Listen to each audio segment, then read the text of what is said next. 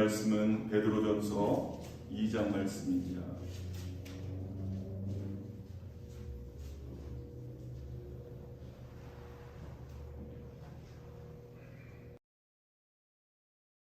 전서 2장 9절에서 10절까지 말씀입니다. 같이 한 목소리로 합독하시겠습니다. 그러나 너희는 택하신 족속이요 왕같은 제사장들이요 거룩한 나라요 그의 소유가 된 백성이니 이는 너희를 어두운 데서 불러내어 그의 기이한 빛에 들어가게 하신 이의 아름다운 덕을 선포하게 하려 하심이라. 너희가 전에는 백성이 아니더니 이제는 하나님의 백성이요 전에는 국류를 얻지 못하였더니 이제는 국류를 얻은 자니라. 아멘.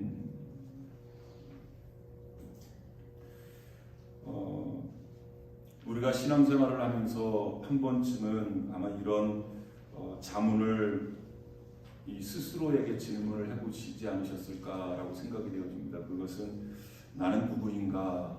라는 그러한 질문입니다. 나는 누구인가?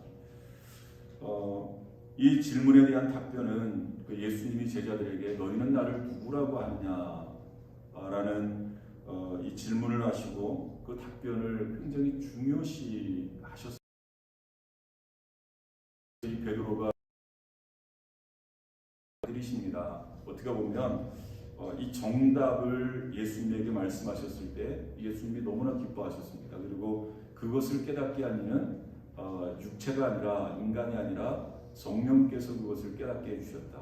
이 얼마나 그 예수님이 이 기다리셨던 그런 정답을 이 말씀 이렇게 베드로가 이야기를 했는지를 우리가 잘 알 수 있습니다. 그것처럼 오늘날 이 교인으로서 성도로서 우리가 하나님의 또 자녀라고 하면서 과연 나는 누구인가에 대한 그런 질문이 굉장히 중요한 이유는 우리가 그런 질문을 통해서 우리가 어떤 대답을 하느냐에 따라서 우리의 어떤 그 사고 방식 아니면 삶의 방식에 변화가 생기기 때문에 그렇다는 거죠. 이렇게 교회를 다니는 그 성도들 치고 당신은 누구십니까?에 대한 질문을 한다면 대부분 나는 하나님의 자녀다. 또 우리가 몇 주 동안 계속 이렇게 살펴보았었던 것처럼 그리스도인이다라는 그런 답변을 쉽지 않게 내놓을 것입니다. 물론 맞는 대답이고요. 그러나 오늘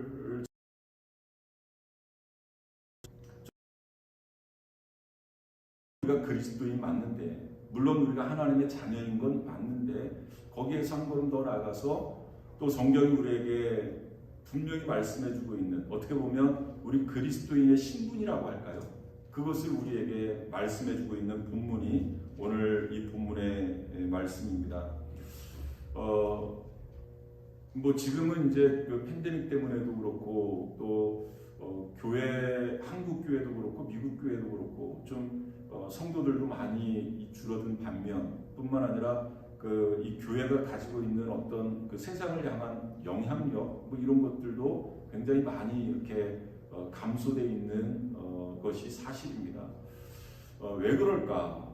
여러 가지 이유가 있겠습니다만은 그럼에도 불구하고 많은 사람들이 교회에 출석하고 있음에도 불구하고 이 교회가 재구실을 하지 못하는 이유가 저는 바로 여기 있다라고 생각이 되어집니다. 우리 한 사람 한 사람이 어떤 자의식, 나는 누구인가에 대한 분명한 답변을 가지고 있지 못하기 때문에 이 많은 사람들이 모여있는 이 공동체가 교회임에도 불구하고 이 세상을 향해서 이 선한 영향력을 끼치지 못하는 그러한 이 집단, 그러한 공동체가 되지 않았나라고 생각이 되어집니다.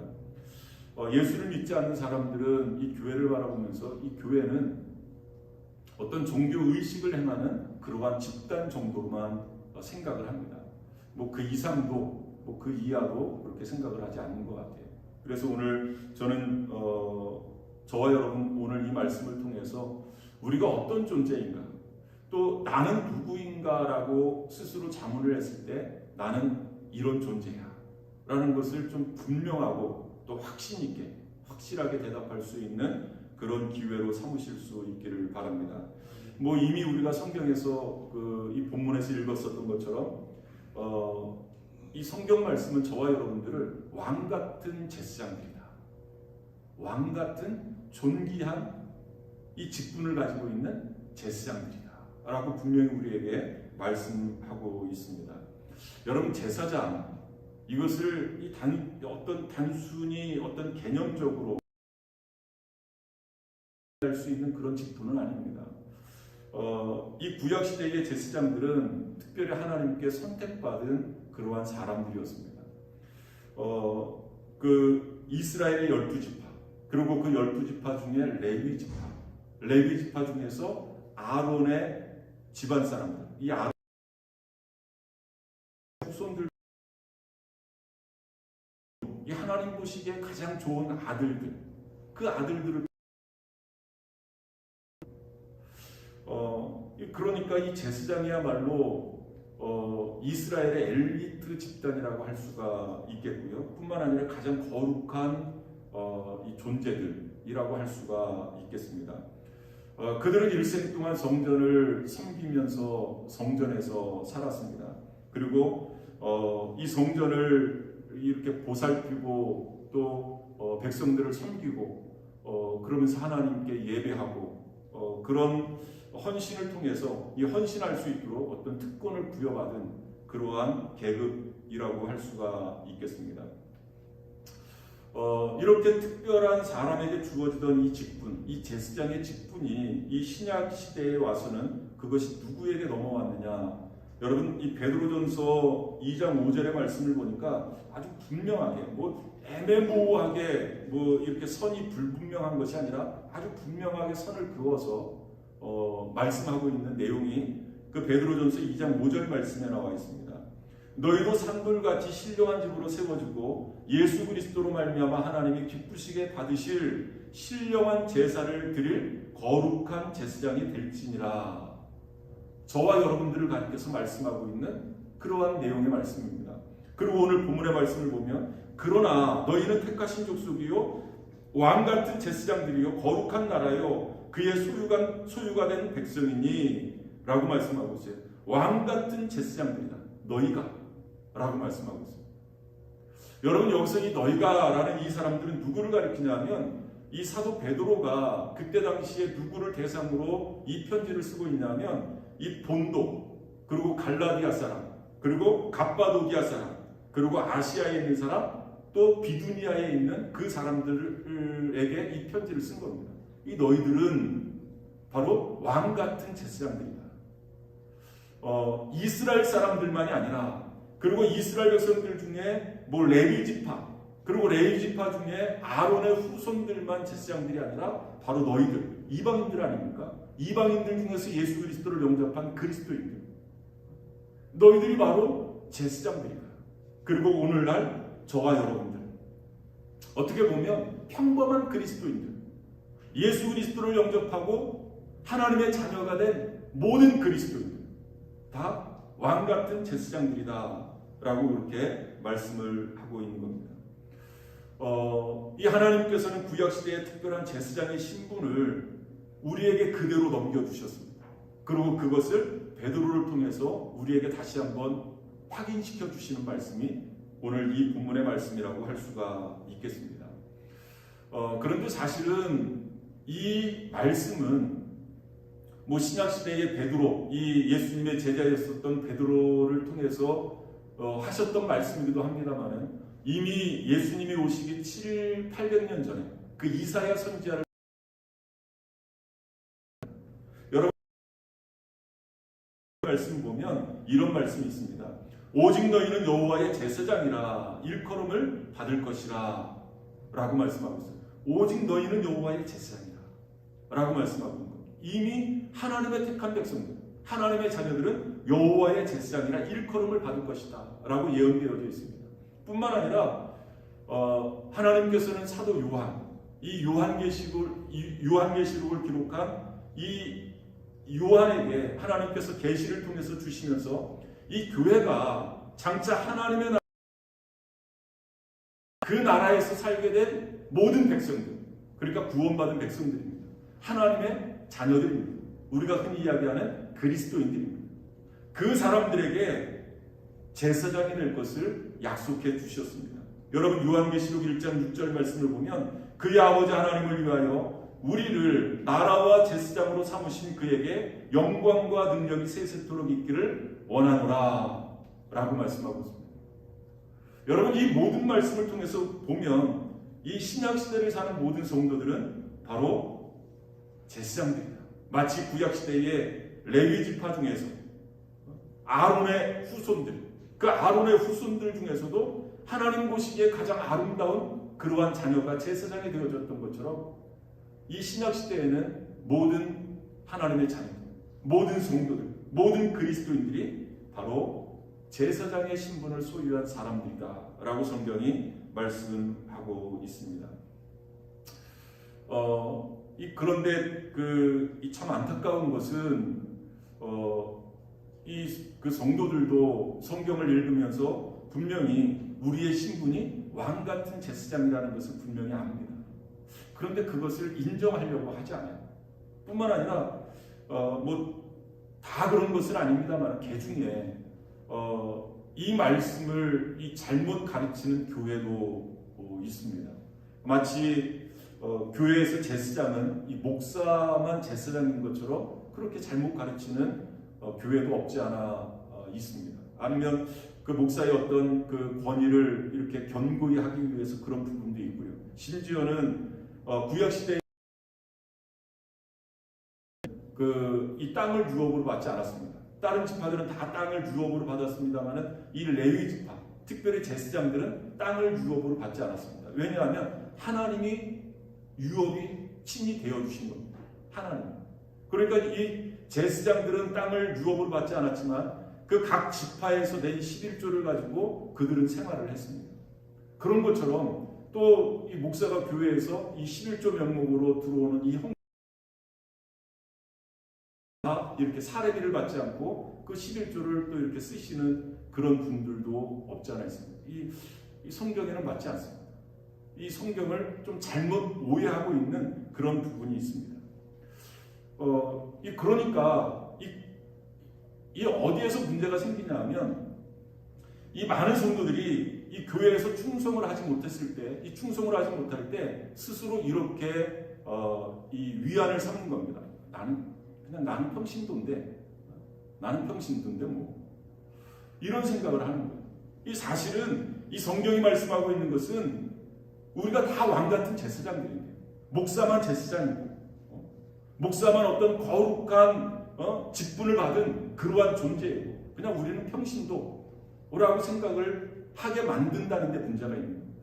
여러분 그렇지 않습니다. 우리 모든 그리스도인들은 다 왕같은 제사장들이다. 목사만이 아니라 우리 모든 성도들, 모든 그리스도인들이 다 왕같은 제사장들이다. 여러분 우리가 이런 자의식을 가질 때 이 교회가 얼마나 파워풀할까? 여러분 아무리 많은 성도들이 모여도 이런 의식이 없으면 마치 오합지졸과 같이 되어지고 말 겁니다. 목사가 어떤 명령을 내릴 때, 명령을 내릴 때만 움직이고 그러지 않으면 굉장히 수동적이고 피동적인 그리고 굉장히 소극적인 그런 신앙생활을 할 수밖에 없습니다. 여러분 그렇지 않습니다. 저와 여러분들은 왕같은 제사장들이다 라는 자의식이 분명히 필요하고 그것은 우리가 그렇게 합시다 라고 해서 되어지는 것이 아니라 성경이 우리에게 그렇게 말씀하고 있는 겁니다. 왕같은 제사장 분명하게 말씀하고 여러분 꼭 오늘 이 말씀을 이 마음판에 새기실 수 있기를 바랍니다. 마음판에 꼭 새기셔야 됩니다. 내가 그런 존재구나. 나의 신분이 이 가장 고귀한 그런 제사장들이구나. 그냥 제사장도 그냥 제사장이 아니라 왕같은 제사장입니다. 라는 것을 다시 한번 깨달으실 수 있기를 바랍니다. 한번 따라해 보시기를 바랍니다. 조금 유치하지만 나는 왕 같은 제사장이다. 좀 별로 좀 이렇게 반가워하지 않는, 별로 달갑지 않게 하시는 것 같아요. 나는 왕 같은 제사장. 좀 힘을 줘서 나는 왕 같은 제사장이다. 여러분, 그런데 그 레위기서 8장 말씀을 보면 그 하나님께서 모세에게 그 이 각 제사별로 어떤 의식을 이렇게 할 것을 이 번제는 번제대로, 그리고 화목제는 화목제대로, 그리고 속죄제는 속죄제대로 이렇게 의식을 행할 것을 하나님께서 다 이렇게 명령을 하셨습니다. 뿐만 아니라 이 제사장을 세울 때도 그냥 세우는 것이 아니라 다 어떤 절차가 필요하고 어떤 의식이 필요합니다. 여러분, 마찬가지로 저와 여러분들도 하나님께서 제사장으로 삼으실 때 그냥 삼으신 것이 아닙니다. 다 그런 절차를 통과했다는 거죠. 나는 그런 절차를 통과한 적이 없는데 그러실지 모르겠지만, 여러분 오늘 이 말씀을 한번 이렇게 쭉 한번 들어보시고요. 요 때가 바로 그런 절차를 통과할 때구나. 요 때가 바로 이런 의식을 통과해서 내가 제사장이 됐구나 라는 것을 여러분들이 깨달으실 수 있습니다.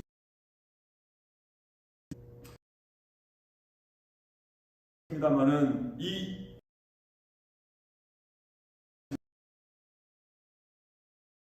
했습니다.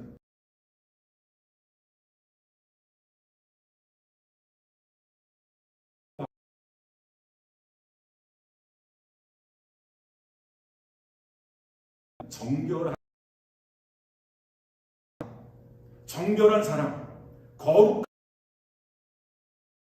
그런데 거기서 거기라고 하나님이 그것을 너무나 잘 아셨습니다. 그래서 하나님께서 제사장들에게 어떤 특별한 의식을 통해서 거룩하게 만들어 주신 겁니다. 하나님의 은혜입니다. 먼저 아론과 그 아들들이 이 거룩해지기 위해서 어떤 의식을 행했냐면 이 숫송아지, 그러니까 흠이 없는 그러한 숫송아지를 한 마리 잡아옵니다. 그리고 나처럼 부족한 인간을 하나님이 선택해 주셔서 하나님의 거룩한 직분을 맡겨주시니 감사합니다.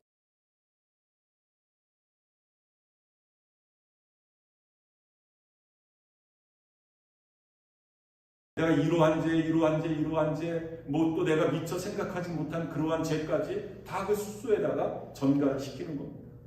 하나님, 이 숫소에다가 나의 모든 죄를 전가합니다. 하나님, 나를 용서하여 주옵소서.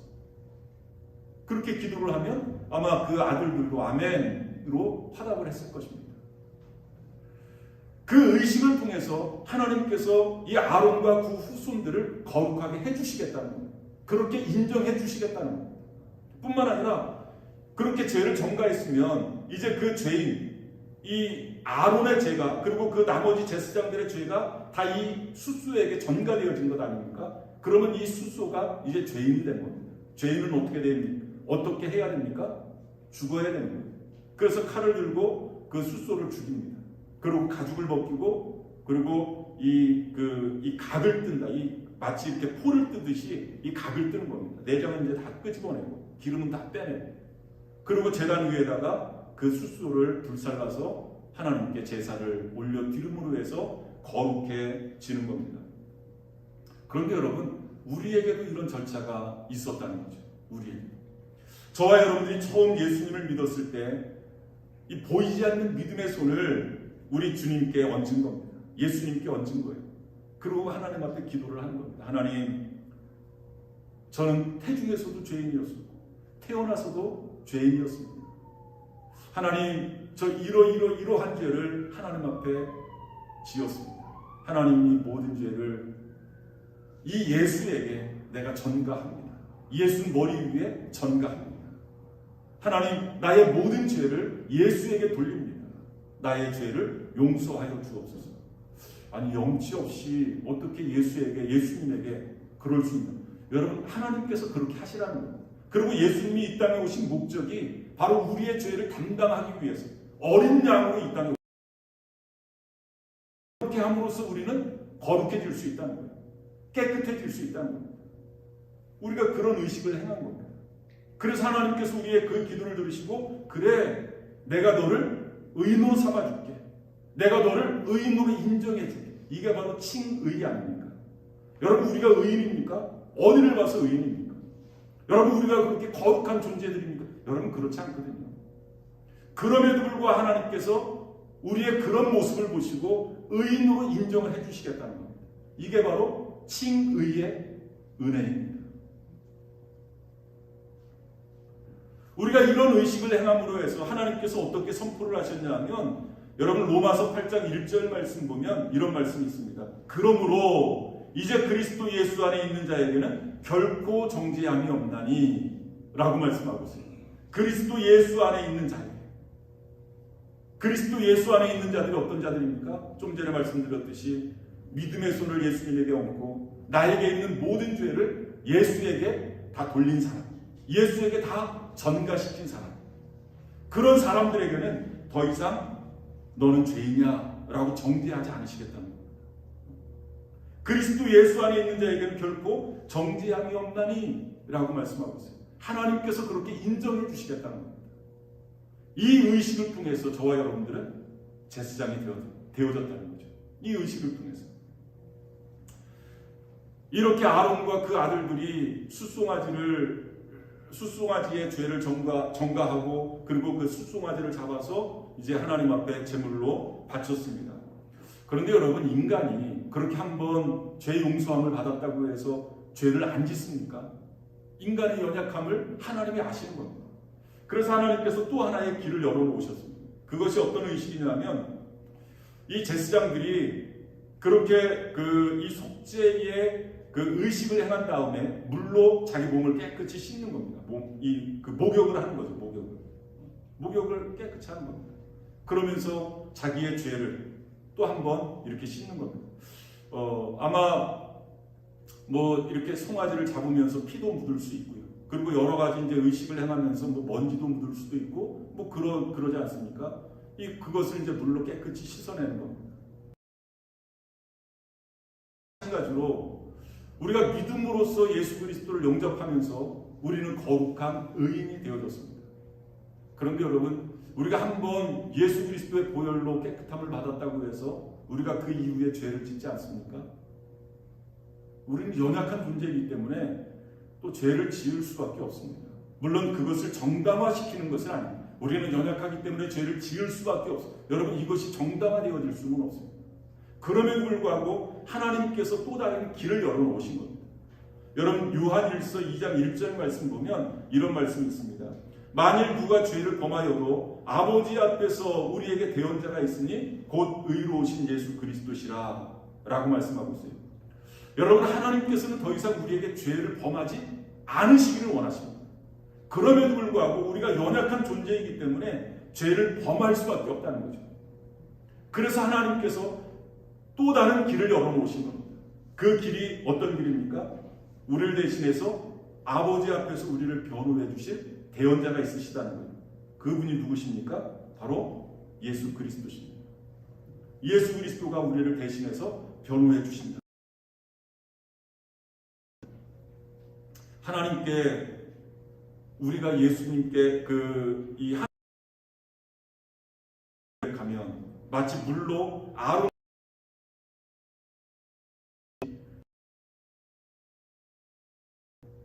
라는 그러한 말씀입니다. 여러분 물론 그렇다고 해서 반복해서 가책을 받지 않아도 된다라는 그러한 말씀이 아닙니다. 용서를 받으면 받을수록 죄를 더 멀리하게 되는 것은 분명히 하나님의 일입니다.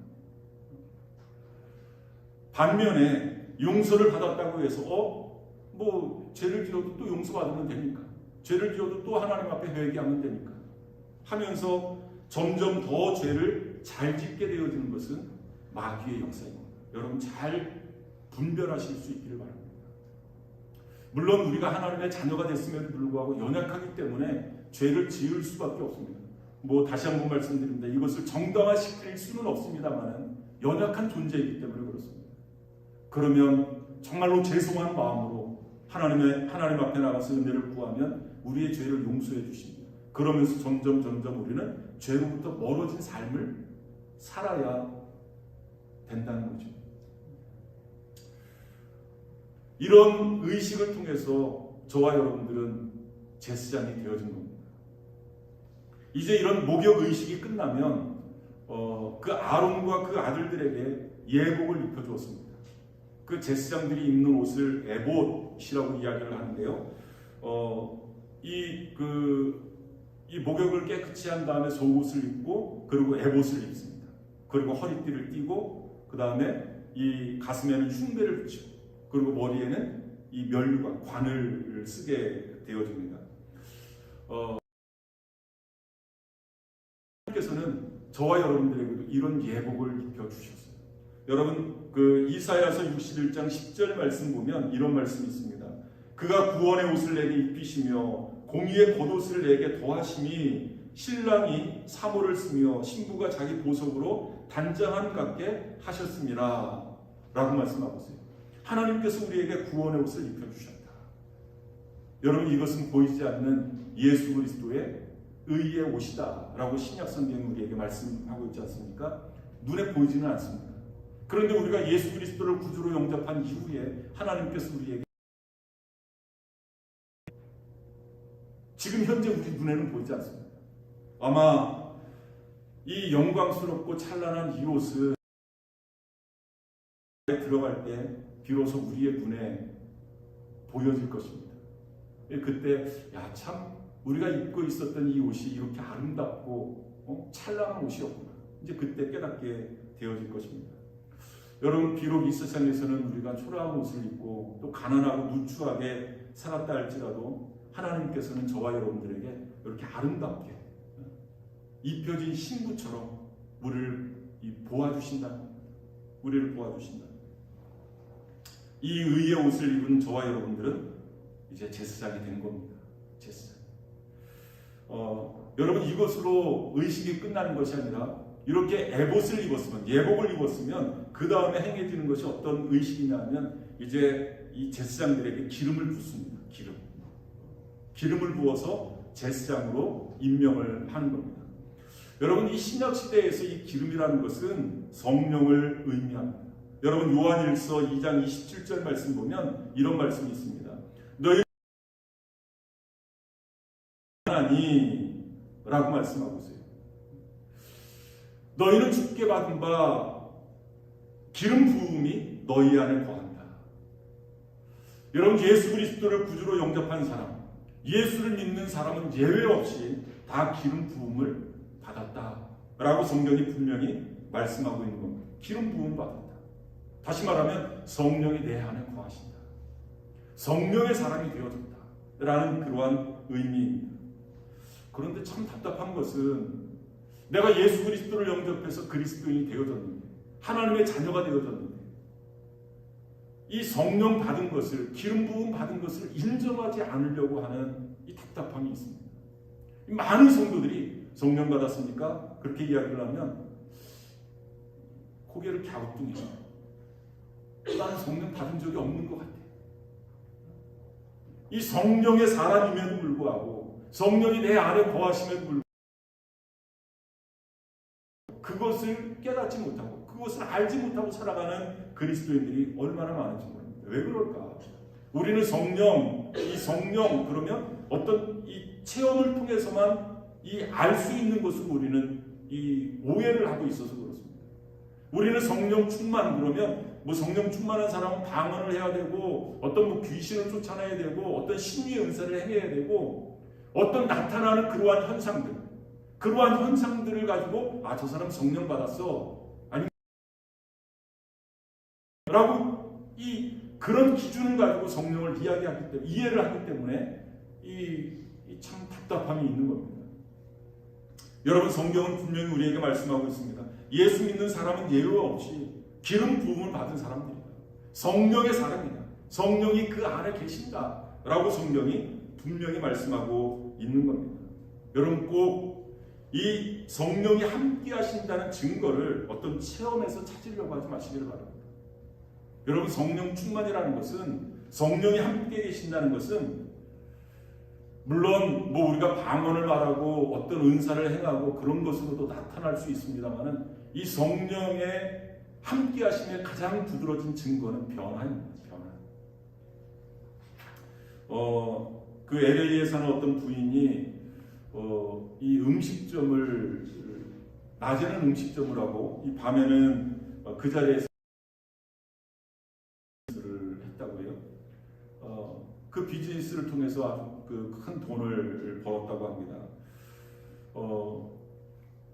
그런데 이 LA 경찰에서 그 청소년들 중에 한 600명을 요주의 인물로 이렇게 와치하는 그런 요주의 학생들이 있었다고 해요. 한 600명 정도가. 그런데 그 600명 중에 상당수가 그 라이트 클럽을 이렇게 출입하는 그러한 학생들이었다고 합니다. 그러니까 이 라이트 클럽이 정상적으로 운영되어지지 않는 그러한 곳이라는 것입니다. 그런데 이분이 이 중년의 여인이 이 50대 여인인데 이분이 예수님을 영접합니다. 그런데 정말로 감격스럽게 예수님을 영접합니다. 예수님을 영접하면서 이분이 말씀에 눈이 띄인 거예요. 그래서 늘 말씀을 읽고. 그런데 이제 50이 넘어가면 여러분 이 말씀이 잘 이렇게 머리에 들어오니까 읽어도 이게 무슨 말인지 또 읽어도 또 잊어버리고. 그러니까 이분이 그때부터 또 말씀을 쓰기 시작하는 겁니다. 읽으면서 좀 중요한 말씀들, 읽으면서 잘 이해가 되지 않는 그러한 말씀들, 읽었는데 잊어버린 말씀들 자꾸만 쓰는 거예요. 이분 표현대로 하면 손에 못이 박히도록 이 성경을 썼다고 해요. 이렇게 은혜 가운데 사는데 여러분 그 비즈니스가 뭐 좀 전에 말씀드렸듯이 뭐 이 정상적인 그 영업을 하지 않는 그런 비즈니스가 이렇게 은혜 가운데 사는 사람이 뭐 그 비즈니스를 제대로 할 수 있겠습니까? 한 2년 3년 사이에 오히려 뭐 이익보다는 이 적자가 쌓이게 되고 이 빚더미에 앉게 되어진 겁니다. 2년 사이, 2, 3년 사이. 뭐라고 이야기를 하냐면 예수 믿은 이후에 하나님께서 나의 재물을 빼앗아 가셨지만 저는 그것을 문제시하지 않습니다. 그분은 돈 대신 저에게 너무나 큰 선물을 주셨기 때문입니다. 돈이 있을 때 그렇게 애를 먹이던 남편과 아이들이 이제는 바르게 살려고 애를 쓰는 모습을 볼 때 얼마나 기쁜지 모르겠습니다. 저는 이 생활이 너무나 좋습니다. 여러분, 기름 부음 받은 증거를 여러분 어디서 찾으십니까? 여러분 바로 이런 사람이 기름 부음 받은 사람 아니겠어요? 이런 변화되어진 삶. 여러분 성령 충만함, 이 성령이 함께 하시는 삶을 어디서 찾으시겠습니까? 바로 이런 모습이 성령이 함께 하시는 삶 아니겠습니까? 인격의 변화, 가치관의 변화, 어떤 삶의 태도에 대한 그러한 변화. 이 성령이 함께 하시는 삶이 있을 때만이 가능한 그러한 모습 아니겠습니까? 이 여인은 자기가 과거에 그렇게 중요하게 생각했었던 돈, 그것 때문에 이 돈을 벌기 위해서 이것이 부당함에도 알고 이 부당하다는 것을 알고 있음에도 불구하고 그것을 할 수밖에 없었던 그러한 여인이었습니다. 이제 삶의 가치관이 완전히 변화되어져. 삶의 태도가, 생활 방식이 완전히 변화되어진 겁니다. 자신도 모르게 무릎 꿇고 하나님께 기도하는 겁니다. 예전에는 이 사랑하지 못했던 사람들을 사랑하는 사람으로 변화되어진 겁니다. 예전에는 돈, 그거 몇 푼 안 되는 그 돈 때문에 아웅다웅하고 그런 사람이 막 이렇게 신경질적이고 그런 사람이 변화되어진 거예요. 이제는 포용력 있는 그러한 성격으로 변화되어진 겁니다. 여러분, 이런 성령에 함께 하시는 증거 아니겠습니까? 여러분, 이런 증거가 나타날 때 나는 기름 부음 받은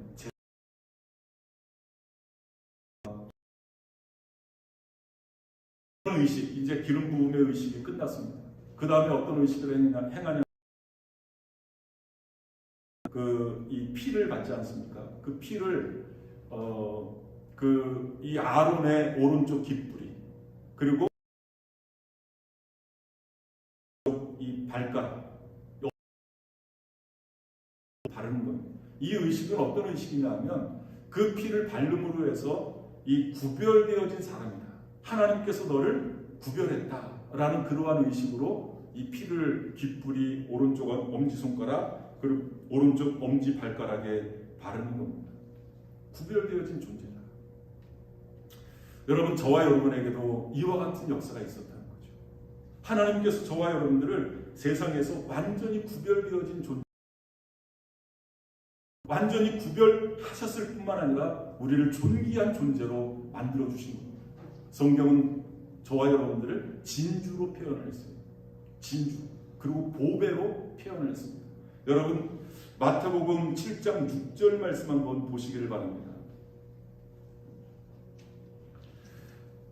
한번 같이 읽어보겠습니다. 거룩한 것을 개에게 주지 말며 너희 진주를 돼지 앞에 던지지 말라. 그들이 그것을 발로 밟고 돌이켜 너희를 찢어 상하게 할까 염려하라. 여러분, 여기서 이 진주라는 것은 복음을 이야기하고 있는데, 복음을 의미하고 있는데요, 이 복음만을 의미하지 않습니다. 여기서 이 진주라는 것은 예수 그리스도의 피로 구별되어진 우리의 거룩한 몸입니다. 우리 각 성도 한 사람 한 사람을 이야기하고 있습니다. 거룩한 너희들, 구별되어진 너희들을 그렇게 함부로 굴리지 말아라. 돼지에게 던지지 마라. 이 세상에 함부로 굴리지 말아라. 라는 그러한 의미입니다.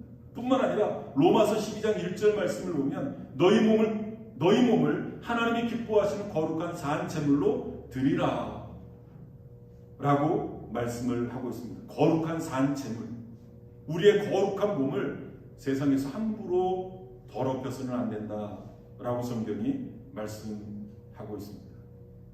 세상은 끊임없이 우리를 유혹합니다. 그리고 우리에게 계속 속삭입니다. 너 경쟁에서 밀려나면 어떻게 세상을 살아가? 그러니까 수단과 방법을 가리지 말고 너가 성공하기 위해서, 너가 올라서기 위해서 수단과 방법을 가리지 마. 밟고 올라서야 돼. 계속 우리에게 속삭이잖아요. 그러나 하나님의 사람은, 왕 같은 제사장들은 그러면 안 됩니다. 여러분, 좀 경쟁에서 밀려날지라도 우리는 수단과 방법을 가려야 됩니다. 하나님의 백성들, 구별된 백성들은 수단과 방법을 가려야 된다는 거죠. 왜? 하나님이 그것을 원하시지 않으십니까? 하나님. 그러면 어떻게 살아가느냐? 그리스도인들이 살아가는 방법이 있습니다. 왕 같은 제사장들이 살아가는 방법이 있습니다. 여러분, 마태복음 6장 33절 말씀 보면 너희는 먼저 그의 나라와 그의 의를 구하라. 그리하면 이 모든 것을 너희에게 더하시리라. 이것이 바로 왕 같은 제사장들이 이 땅을 살아가는 방법입니다. 여러분, 수단과 방법을 가리지 않고 성공하는 것, 출세하는 것, 하나님의 자녀들의 방법이 아니라는 거죠. 우리는 먼저 그의 나라와 그의 의를 구하는 겁니다. 그러면 만왕의 왕 되신 하나님께서 그 모든 것을, 이 모든 것을 너희에게 더하시리라 라고 말씀해 주셨습니다. 여러분, 이 은혜가 저와 여러분들에게 있어지기를 바랍니다. 구약시대에는 제사장들이 기업을 별도로 받지 않았습니다. 제사장들에게는 기업이 없었습니다. 땅이 별도로 없었습니다. 누가 기업이 되셨을까요? 하나님이 친히 기업이 되어주신 겁니다. 하나님이 제사장들의 기업이 되어주신 겁니다. 여러분, 우리도 마찬가지입니다. 이 신약시대의 제사장인 저와 여러분들에게도 하나님께서 이 세상에서 영원히 먹고 살 수 있는 그러한 기업을 우리에게 주시지 않으셨습니다. 대신 하나님께서 우리에게 주신 것은 하나님이 친히 우리의 기업이 되어주신 겁니다. 그러니 여러분, 내가 이렇게 살지 않으면 세상 살아가기 힘든데, 여러분, 그 세상의 유혹에 넘어가지 마시고 하나님의 손에 맡기실 수 있기를 바랍니다. 하나님이 책임져 주신다고 했으니까. 하나님이 책임져 주신다고 했으니까. 저와 여러분들은 이 땅에서 왕 같은 제사장들입니다. 세상과 확실하게 구별되어진 거룩한 존재들입니다. 함부로 저와 여러분들을 함부로 세상에 굴리지 마시길 바랍니다. 함부로 대하지 마시길 바랍니다. 스스로를 이렇게 천하게 여기지 마시길 바랍니다. 나는 왕 같은 제사장이다. 이런 자의식을 가지고 하나님께 영광 올려드릴 뿐만 아니라 세상에서 승리하실 수 있는 저와 여러분들 되실 수 있기를 바랍니다. 기도하시겠습니다. 한번 오늘 말씀을 기억하면서 함께 기도했으면 좋겠습니다. 아, 그렇구나. 내가 신앙생활하면서 좀 이렇게 나약한 이 나약한 존재로 이 신앙생활할 수밖에 없었던 이유 중에 하나가 바로 이런 자의식이 없었구나. 내가 왕 같은 제사장인데 하나님이 특별히 나를 또 귀하게 여겨주셔서 나를 이렇게 제사장으로 삼아주셨는데 나는 그것도 모르고 나약한 존재로 연약한 존재로 이렇게 살아갔구나. 가시고요. 다시 또 귀한 직분을 맡겨주셨으니 또 내가 이 땅을 살아가는 같은 제사장으로서의 역할을 잘 감당해서 하나님의 나라 확장을 위해서 또 하나님께 영광을 올려드리는데 귀하게 쓰임받는 존재가 되겠노라고 한번 다짐하면서 함께 기도하는 시간을 갖도록 하겠습니다. 다 같이 기도하시겠습니다. 하나님 아버지 감사합니다. 무엇이간데 내가 무엇이간데 그토록 나를 사랑하여 주시고 또 나를 왕같은 제사장으로 삼아주셔서